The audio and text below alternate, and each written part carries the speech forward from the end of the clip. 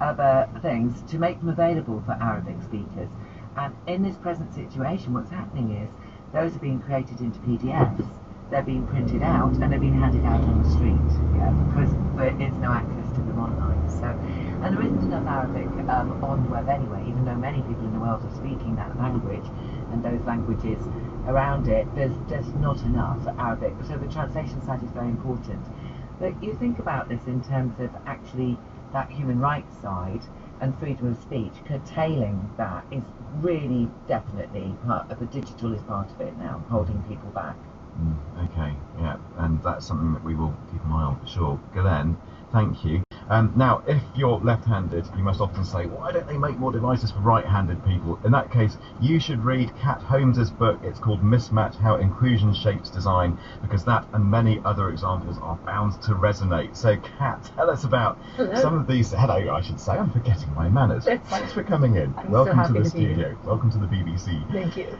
So, just give us some examples of products that are just not inclusive, with the designs just being rather narrow, shall we say? Oh, not inclusive. I thought we'd start with inclusive. Make it inclusive. You can start with positively or negatively. I'll start with the positive examples. There are examples of inclusive design everywhere around us. It's products that were designed initially with or by people with disabilities in particular. If you think about keyboards, the first keyboards were created by an Italian inventor and a very close friend of his who was blind. They used it as a way so she could author her own letters when they were apart. Electric toothbrushes, audiobooks, there's a long list, even email. The first protocols were created by Vint Cerf, and he's hard of hearing, his wife was deaf, and they used it as a way to communicate when he was at work.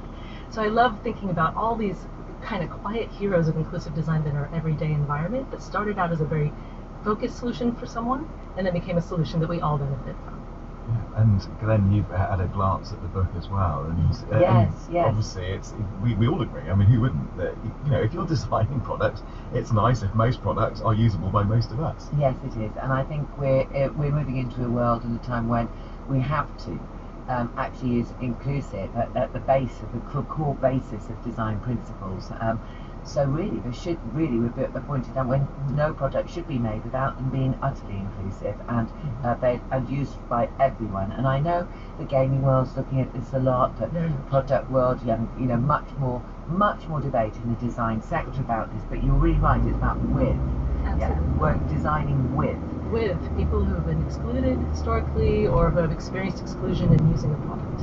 And of course that could include anybody, just you break your leg on having a skiing accident or something like that, and then suddenly you're in need of devices that may be designed for people with disabilities. I love how you're saying that, because the World Health Organization tells us that over 1 billion people in the world have some kind of disability, 20% of the population. But it also means that over 6.4 billion people are temporarily able-bodied. And at some point we all experience exclusions, particularly based on our abilities or changes in disabilities over the course of our lives. Yeah, sure. A number of times you've just got your hand in a bandage or for something, and you're just thinking, why can't these products work for me if I can only use one hand? Or people when they have a child, for instance.